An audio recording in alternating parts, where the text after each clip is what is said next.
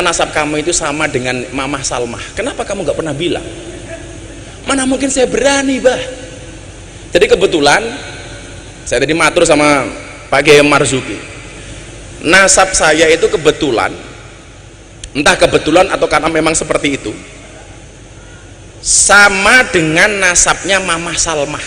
Mamah Salmah itu istrinya Habib Lutfi, sama-sama keturunan ke-9 dari Mbah Muhammad Besari Ponorogo, yang mempunyai bapak makamnya di Caruban namanya Kiai Anom Besari. Kiai Anom Besari punya bapak makamnya di Kediri, Abdullah Mursad Tukum, yang punya bapak namanya Raden Demang, punya bapak namanya Pangeran Demang, punya bapak namanya Ratu Jekulo, punya bapak namanya Brawijaya Limo. Brawijaya Limo pripun bunyai? Lah kula yakin kok gerombolan sing apik iki bakal ketemu melih. Mila lah wong apik nyamane nggih ketemu kali wong apik. Wong sing ora apik ketemu wong apik nggih mboten nyaman. Contoh nggih, kula nyuwun sewu banget nih. Saya ngaji di lokalisasi di Jogja niku, Bu Gubernur. Kalau saya belum selesai ngaji, kok mereka datang, lihat saya dari jauh itu malu. Waduh, ana Gus Miftah. Orang kok bangga, Gus, aku neng kene, pasti malu. Kemarin lucu lagi, saya diwawancarai sama BBC London. Coba Anda ceritakan sama saya, ada nggak sih sebenarnya manfaat yang mereka dapatkan dari pengajian itu? Oh, bagaimana nggak ada? Coba mbak-mbak silakan angkat tangan. Dia cerita, ngapunten saya mau cerita. Satu saat saya nerima tamu, transaksi deal, saya masuk kamar. Begitu masuk kamar saya dengar adzan, Allahu Akbar, Allahu Akbar. Saya bilang sama tamunya, Om pending dulu ya, sedang adzan subuh. Loh kenapa harus pending? Nggak enak Om, saya jamaahnya Gus Miftah. Selesai adzan, ganti tamunya bilang, Mbak nggak usah diteruskan, tak bayar nggak usah lanjut. Kenapa? Saya juga jamaahnya Gus Miftah gitu.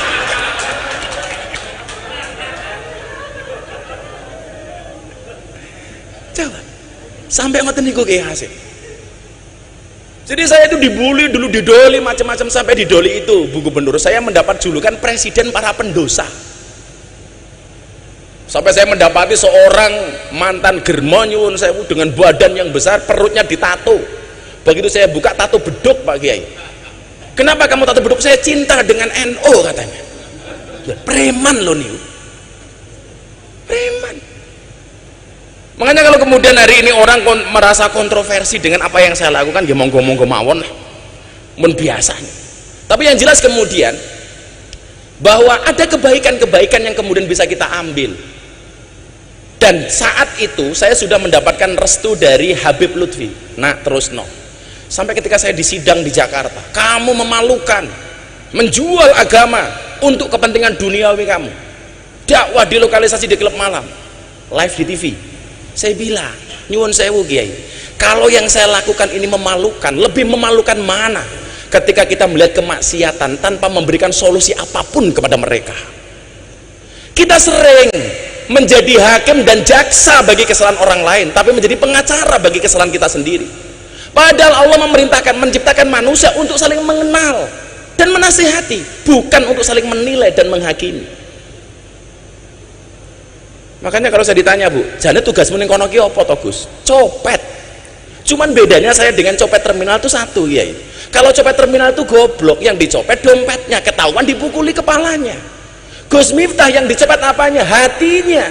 Kalau hatinya sudah tercopet, jangankan dompet, yang lainnya pun pasti akan diberikannya. Wow. Santri kae rungokno santri kae. Godane Pak Kiai Hasib, ya Allah, saya keluar dari lokalisasi, mereka sedang mandi pakai anduk, jalan, saya jalan, monggo Gus mampir, ya Allah, gitu kan. Dengan alasan itulah saya tidak pernah mengajak Kiai Marzuki,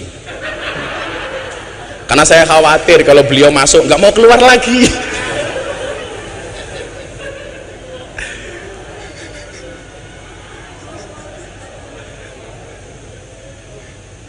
Kalau kemudian orang mengatakan halah ilmu mungkin apa-apaan, iya, saya dari awal mengatakan saya bukan orang alim, tapi saya punya prinsip qalilum minal yakin khairum min katsirin minal ilmi wal amal. Saya punya yang sedikit tapi yakin, itu menurut saya lebih bagus.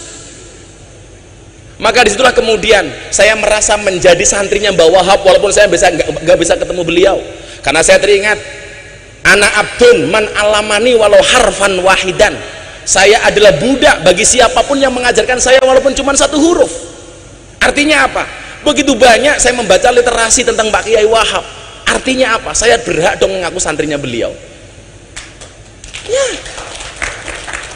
Karena abdun man alamani walau harfan wahidan. Maka perkenankan Bapak Ibu sebagai refleksi, minimal pemahaman untuk adik-adik saya santri di luar sana yang mereka galau karena tidak bisa melihat saya secara langsung.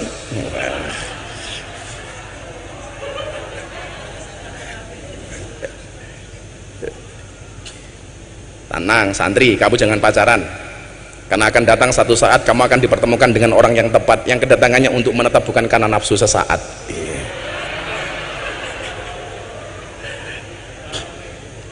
Yang pertama, saya tadi mengkorek-korek salah satu sejarahnya Mbah Wahab melalui Gus Fikri Jember, karena kebetulan saya berhubungan baik dengan beliau. Gus, nopo leres Mbah Yai Wahab niku sugih. Beliau menceritakan dengan sangat detail, leres Gus. Bahkan kalau kemudian lihat kekayaannya Mbah Wahab itu, tanahnya terbentang antara Jombang sampai Surabaya. Gus Miftah tahu nggak kalau Gus Miftah hari ini naik motor besar, naik Harley, dulu Mbah Wahab sudah naik Harley. Wah, berarti saya itibak, sama-sama naik Harley. Tapi luar biasanya apa? Harta yang kemudian beliau miliki dihabiskan untuk Jamiah Nahdlatul Ulama. Ini baru keren. Makanya kalau orang ini bilang begini sama saya, ayo Gus, ngurip-ngurip NU. Apa kowe kira salah? Kowe iki sapa kok ngurip-ngurip NU? Sing ana kowe golek urip saka NU. Makanya saya kok agak riskan, nggak enak dengar kalau orang bilang aku pengen ngurip-ngurip NU. Kalau kamu pengen ngurip-ngurip NU, kaya Mbah Wahab, hartanya untuk Nahdlatul Ulama habis. Yang barangkali ahli warisnya nggak terima apapun dari Mbah Wahab. Ngoten punya mujidah nggih. Coba. Saya kemudian teringat dalam kitab Wasiatul Mustafa hadis nomor 24. Inna auliya Allah lam yanalu sa'ata rahmatillah wa ridwani bikasratil ibadah walakin yanaluha bisakhawatin nafsi wal istihanah bidunya. Sesungguhnya wali-walinya Allah, mereka mendapatkan derajat yang tinggi, mendapat ridhonya Allah, mendapat keluasaannya bukan karena banyaknya ibadah, tetapi karena banyaknya sedekah dan tidak bergantung kepada dunia. Niki sing angel. Maka kalau kemudian kita mengatakan aku pengen ngurip-ngurip NU ki wis urip ra sama urip-uripi, sing ana kowe golek urip saka NU. Buktinya apa? Kula niku tersinggung ya. Coba begini ya. Lah ada santri bikin kopiah, Bu. Ada tulisan Nahdlatul Ulama, kula mboten tersinggung. Kula ikhlas. Wis apa-apa mok dol lah. Sekarang nomor lagi didol. Pakai baju ada Nahdlatul Ulamanya, kula ikhlas. Pakai kaos ada Nahdlatul Ulamanya, kula ikhlas. Pakai peci topi ada Nahdlatul Ulama, kula ikhlas. Tapi kula mboten ikhlas lah ana sarung diwene cap Nahdlatul Ulama. Ini kula ngenyek banget Kiai. Mlebu toilet nyuwun sewu nguyuh ning WC bokonge ditonton karo Nahdlatul Ulama. Mila santri sing nganggo kopiah Nahdlatul Ulama tak dongake mlebu surga. Kopiahe.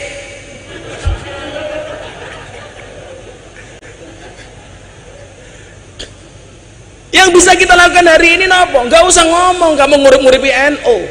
Banyak hari ini orang yang dihidupi oleh NU. Enggak usah ngomong gedeke NU. NU sudah besar. Yang perlu kita lakukan apa? Khidmah terhadap Nahdlatul Ulama tinggalannya Mbah Wahab. Salah satu contoh khidmah begini Kiai, kita itu nggak sadar begitu banyak yang tadi saya tempat diskusi sama Pak Kiai Marzuki, begitu banyak amaliyah NU yang dicuri tapi kita nggak sadar. Padahal apa? Dalil yang sering kita pakai al-muhafadzatu al-qadimi sholeh wal aqdu bil jadidil aslah. Bahkan kalau Pak Kiai Said Akil bukan lagi bil jadid, bil ajdadil aslah. Tahun 90-an Pak Kiai Said ngendikan itu. Bil ajdad yang lebih baru lagi. Contoh, kita harus mempertahankan yang kodim dan soleh, jangan sampai hilang. Ngeten Kiai, sak ngerti kula tinggalane mbah-mbah biyen ngaji teng masjid niku namine madrasah diniyah, Madin. Hari ini masjid-masjidnya orang NU sudah kehilangan madrasah diniyah, diganti karo TPA, diganti oleh TPQ yang itu merupakan produk dari orang-orang PKS musuhnya Pak Kiai Marzuki.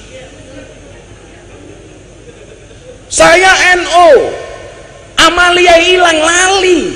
Madrasah diniyah itu tinggalan mbah-mbah kita dulu itu kodim dan soleh. Kenapa hari ini hilang kita nggak tahu? Diganti dengan TPG, diganti dengan TPA. Makanya saya sampaikan kepada semuanya, nyuwun sewu, kalau saya boleh usul, pertahankan istilah madrasah diniyah, karena itu kodim dan soleh. Nomor loro, malih nih. Enten amalan ya, nyuwun sewu, bukan amalan. Buku ngaji, kitab ngaji yang kita pakai tinggal mbah-mbahnya apa Bu Khofifah? Turutan. Metode ngajinya namanya Al-Baghdadiyah. Hari ini hilang. Diganti oleh apa? Iqra. Produknya kawan-kawan kita Muhammadiyah, Kiai As'ad Humam. Kita nggak sadar. Wong-wong NU bangga menggunakan Iqra. Kelangan turutan. Bukan salahnya Iqra, tapi bodohnya kita. Kelangan turutan tapi nggak kroso. Saya fanatik dengan turutan. Kenapa Kiai? Karena turutan mengajarkan kepada kita untuk makhorijul huruf yang benar. Kalau kata Bu Khofifah, pitch kontrolnya yang benar. Bagaimana kita diajarkan membaca huruf hijaiyah dari alif sampai iya. Kulo setahun Kiai. Sampai mimiknya, sampai gesturnya dilihat oleh abah saya. Alif, ba, ta. Itu dulu metodenya namanya Al-Baghdadiyah. Begitu sudah bisa baru dieja. Alif fathah a, alif kasroh i, alif domah u, a i u. Ta fathah ta ha domah hu, kaf domah ku, tahuku. Zaman dulu ngaji belum ada listrik, adanya lampu senter petromak. Begitu minyaknya habis, kiainya kirim surat ke wali santri, le suratnya kano bapakmu. Dibuka bapaknya suratnya sini nopo, ba fatkah ba, ya fatkah ya, ro fatkah ro, bayar ro. Begitu dibuka bapaknya nggak punya uang karena musim pandemi, musim paceklik, bales. Bapak orang kuat bayar le, tolong suratnya diatur ke Pak Kiai. Begitu dibuka Pak Kiai suratnya sini nopo, sod fatkah so, ba fatkah ba, ro fatkah ro, so baro. Kiai ini mantan preman rambut digondrong, bapakmu kurang ngajar kon bayar malah Pak Kiai kon sabarnya suratnya kon bapakmu. Dibuka bapaknya suratnya senowo mim fatkah ma ta fatkah ta mim domamu. Begitu indah. Hilang Bu saniki.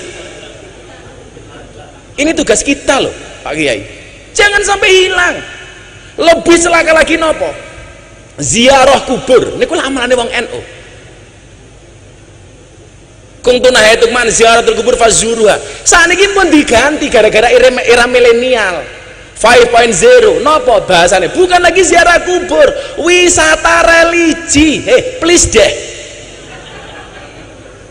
Sowan Mbah Wahab, sowan Mbah Hasim, judulnya wisata religi. Hilang Pak NU ini. Tetap pertahankan ziarah kubur. Ono meleh sing kula juengkel niku. Tahlilan diganti pembacaan kalimat thayyibah. Please deh. Kalau tahlil itu pasti kalimat thayyibah. Kalau kalimat thayyibah belum tentu tahlil. Kalau saya pembacaan kalimat thayyibah akan disampaikan oleh Gus Miftah. Saya naik panggung Pancasila. Satu, ketuhanan yang Maha Esa. Kenapa? Karena Pancasila itu juga kalimat thayyibah. Bahkan kalau anak-anak pramuka dasa dharma pramuka itu juga kalimat thayyibah. Nah, kita lupa Pak. Saya dulu tahunya apa? Ketika Bu saya kuliah nggak bisa membayar, akhirnya saya tinggal di masjidnya orang Muhammadiyah Pak Kiai Hasib 4 tahun setengah. Mereka akhirnya menggunakan bahasa itu dan orang NU ikut-ikutan Kiai. Pembahasan kalimat thayyibah, ya Allah. Kula niku mbiyen belajar toleransi, manggon teng masjidnya Muhammadiyah itu 4 tahun. Waktu itu saya mendapat julukan James Bond, jaga masjid dan kebon.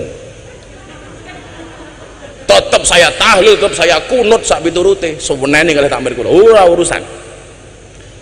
Masalahnya kula manggon teng masjid Muhammadiyah itu hanya satu Pak Kiai Marsudi. Gara-gara saya manggon masjid Muhammadiyah, saya kurus. Berat badan saya hanya 40 kilo. Napa kula melu Muhammadiyah kurus? Soalnya Muhammadiyah belas nggak pernah ono selamatan. Jan. Ora ono mangan-mangan belas kan. Kere aku.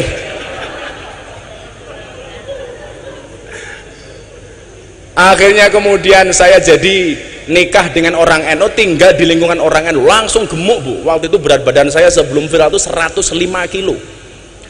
Kenapa saya ikut orang NU gemuk? Lah pripun wong NU nih titik-titik mangan, yasinan mangan, tahlilan mangan, solawatan mangan, manakipan mangan, istighosahan mangan, tonggone loro njaluk didongake mangan, sing loro mati mangan meneh 7 dino. Masya Allah itu. Nah, makanya kemudian kalau Mbah Wahab sugih, ya kita harus terprovokasi dong untuk jadi kaya.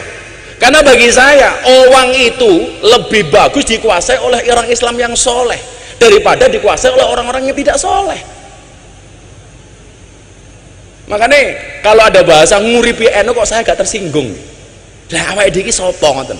Wong posisine awake dhewe ini kadang-kadang gojag-gajeg kok. Mbok karepe tajrid tapi yo ono asbabe. Ketoke asbab gaya-gayaan kaya tajrid. Kan iki kondisi gojag-gajeg nih. Dan dari dulu kalau kita ngomong nguripi NU, kita selalu bermasalah dengan uang kalau mau jujur. Ketika di PBNU saya bilang sama ada teman-teman pengacara, iki lho bedone kaya aku wong NU dengan kamu para pengacara. Kaya kiai-kiai NU karo awakmu iki bedone siji, Pak. Apa, Gus? Kalau pengacara masalah jadi duit. Lah kalau kita kiai-kiai dosa kaya saya ini, duit jadi masalah gitu loh. Jadi Mbah Wahab sugih dengan segala kedermawanannya, ya awake dhewe kudu sugih ya. Makanya kalau saya sekarang ditanya, "Kenapa kamu naik motor besar?" Aku nderek Mbah Wahab.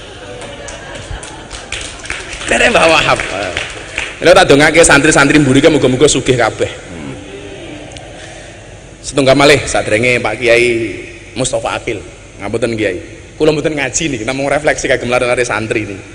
Karena saya kebetulan sempat membaca beberapa buku tentang beliau. Niki malih. Kemudian yang selanjutnya nyuwun sewu, Mbah Yai Wahab ini ternyata seorang penggiat media. Saya mencatat beliau ini pernah membeli percetakan berikut gedungnya di Jalan Sasak Surabaya nomor 23. Leres gibunya ini. Dan ini ternyata menjadi cikal bakal jurnalistik Nahdlatul Ulama. Makanya kalau hari ini ada santri tidak melek medsos, harusnya kita malu dengan Mbah Wahab. Kalau hari ini kita bangga, hari ini kita disiarkan 270 channel hanya dengan 4 juta subscriber. Bagi saya bukan merupakan sebuah kebanggaan. Kita nggak ada apa-apanya, Pak, dibandingkan dengan kelompok-kelompok minhum yang menguasai betul soal medsos. Hari ini kita bersyukur kemunculan seperti Gus Baha mampu menjadi penyeimbang bahkan di atas kelompok-kelompok itu. Tahun 2019, Bu Gubernur, saya mendapatkan rilis Ustadz dan Dai yang mendapatkan follower dan viewer banyak di YouTube, Instagram, Facebook, dan lain sebagainya. Dari 10 orang kader Nahdlatul Ulama yang muncul hanya nama Miftah Maulana Habibur Rahman. Yang lain semuanya kelompok Wahabi, Pak Kiai. Hampir semuanya, termasuk kelompok yang mengatakan nasionalisme itu nggak ada dalilnya. Yang kemudian saya heran apa? Palestina mau merdeka, dia dukung mati-matian, bahkan kirim uang ke Palestina untuk memerdekakan Palestina. Giliran mencintai bangsanya, giliran mencintai Indonesia, dia mengatakan nasionalisme tidak ada dalilnya. Wila koplak uteki wong-wong ngoten niku. Saya setuju Palestina merdeka dan saya teriak-teriak soal itu. Maka kemarin Lebaran saya mengatakan semua saya maafkan kecuali Israel. Semuanya saya maafkan kecuali Israel. Tapi lucunya apa? Orang-orang ini yang mengatakan nasionalisme nggak ada dalilnya, sementara dia teriak-teriak bantu Palestina. Satu saat, Bu, saya di tag akun Instagram, awas lagu musyrik. Waduh, kaget saya. Ternyata apa yang dimaksud dengan lagu musyrik? Lagu Padamu Negeri ya. Itu musyrik menurut mereka. Kenapa? Karena bertentangan dengan ayat Kul inna sholati wa nusuki wa mahyaya wa mamati lillahi rabbil alamin. Niki lah pemerkosaan ayat. Ini namanya jaga sembung bawa golok, nggak nyambung blok gitu. Niki ngeri kula niku. Makanya ketika saya ceramah di gereja, ya Allah, dasar Miftah kafir. Ya saya sederhana jawabnya, dasar Miftah kafir. Ya kafir sahadat meneh. Gitu ya. Ya kafir sahabat. Kalau orang masuk tempat ibadah lain dianggap kafir, berapa banyak, berapa juta orang Indonesia yang kafir gara-gara masuk Borobudur dan Prambanan.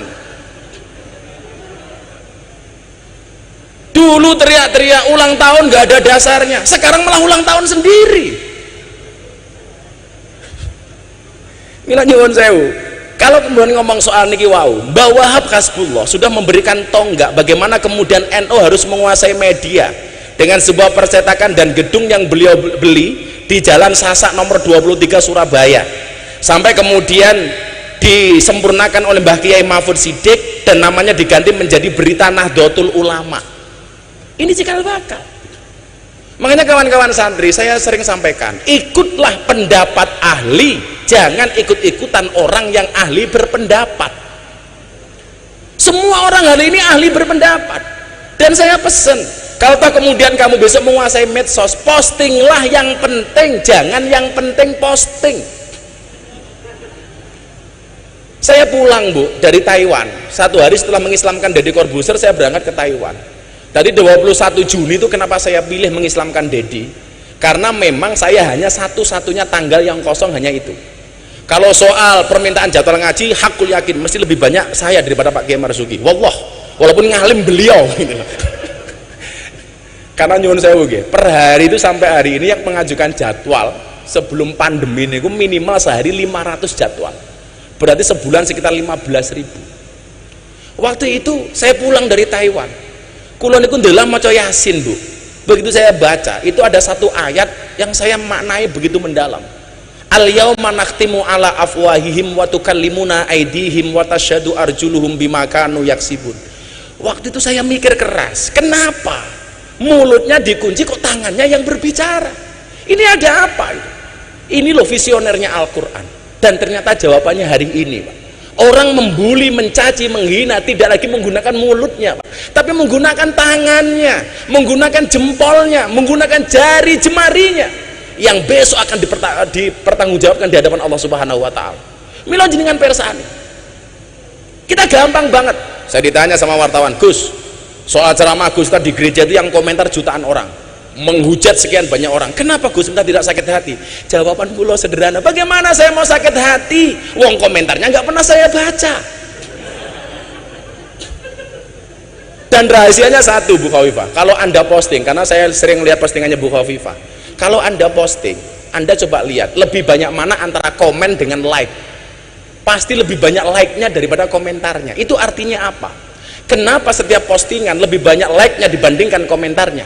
Karena seberapa banyak pun orang yang membencimu dengan komentar-komentarnya, yakinlah di luar sana lebih banyak yang mencintaimu dari dalam hatinya. Wah. Kalau santri beda Bu. Kalau santri beda. Kenapa beli banyak like daripada komentar? Karena banyak santri yang cinta tapi tidak berani mengatakannya. Iya.